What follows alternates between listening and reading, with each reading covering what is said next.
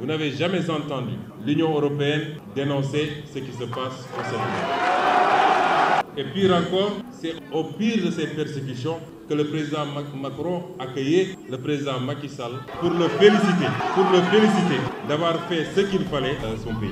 Ousmane Sonko, Premier ministre du Sénégal, a récemment prononcé un discours passionné contre le néocolonialisme. Il a souligné la nécessité pour l'Afrique de se libérer des influences étrangères qui entravent son développement économique et politique. Sonko a dénoncé les pratiques des puissances occidentales qui maintiennent le continent dans une situation de dépendance et a appelé à une plus grande solidarité panafricaine.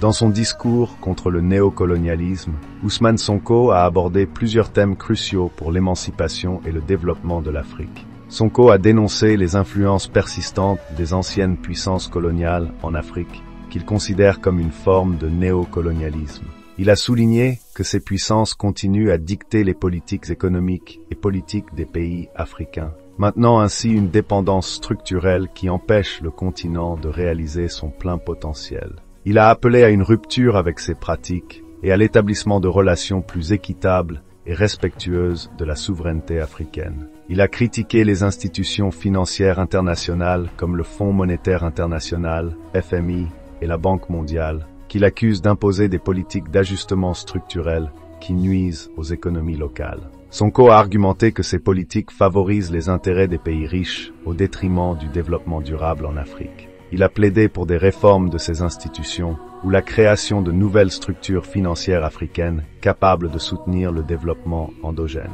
Sonko a souligné l'importance de la gestion souveraine des ressources naturelles africaines. Il a critiqué les contrats désavantageux avec les multinationales étrangères qui exploitent les ressources sans bénéfice réel pour les populations locales.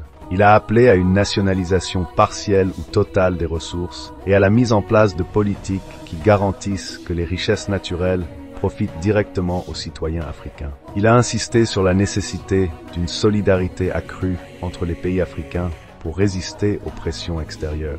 Sonko a encouragé la collaboration sur des projets économiques et politiques communs, notamment à travers des organisations comme l'Union africaine. Il a également mis en avant l'idée de créer des marchés communs et des infrastructures régionales pour renforcer les liens économiques intra-africains. Pour Sonko, l'indépendance économique est essentielle pour garantir la souveraineté politique. Il a exhorté les pays africains à diversifier leurs économies et à investir dans des secteurs stratégiques comme l'agriculture, l'industrie et les technologies. Il a aussi plaidé pour des réformes politiques visant à renforcer la démocratie, la transparence et la gouvernance afin de créer un environnement propice au développement durable. En conclusion, Sonko a appelé les citoyens sénégalais et africains à s'engager activement dans la lutte contre le néocolonialisme. Il a encouragé les jeunes, en particulier, à s'éduquer sur ces enjeux et à participer à la vie politique pour promouvoir un changement véritable. Il a également insisté sur l'importance de maintenir la paix et la stabilité tout en poursuivant ses objectifs ambitieux. Ce discours, marqué par un ton résolument panafricaniste, reflète une volonté de transformer les structures actuelles pour permettre un développement autonome et souverain de l'Afrique.